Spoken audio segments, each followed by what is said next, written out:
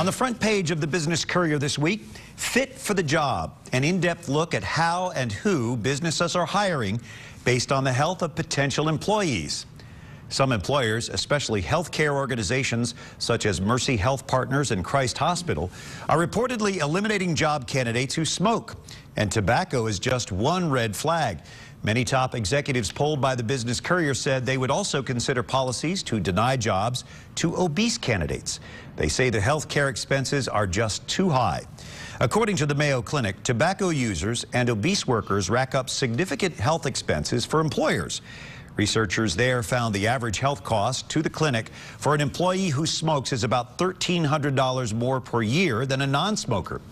Obese employees were even more costly, $1,850 more per year compared with non-obese workers. People who were 100 pounds or more overweight were especially costly, racking up to $5,500 in extra costs per year.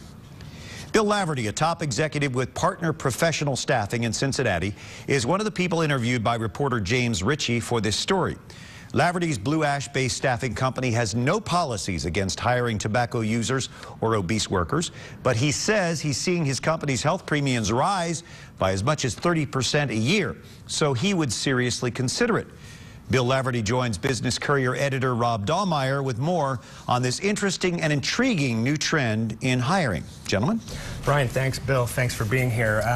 Our reporter talked to you for a couple different reasons. One, because you help run a growing company, but also because you're spending a lot of your time talking to businesses in Cincinnati about what they want. What are you hearing from companies based on this issue of looking at smoking or even obesity in hiring?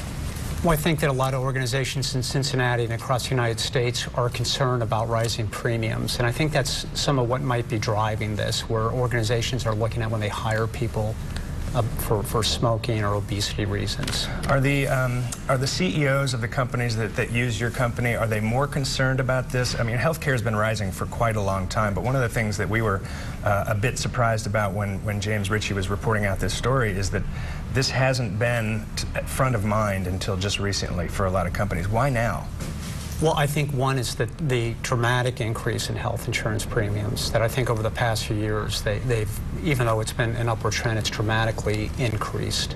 Yeah, and also obviously the economy, companies are having to look everywhere to save costs, so I've got to believe that's a factor as well. Right, absolutely. Now, you particularly, your company does not have a policy based on tobacco or obesity. Talk to me a little bit about why you don't. That is correct. Well, you know, our philosophy, our company's culture is that we don't want to be intrusive or invade people's privacy. We're kind of an accepting culture, and we don't want that as part of the screening process. However, once we have our employees in the door, we try to give them encourage or incentivize them to live healthy lifestyles. We have a health and wellness program.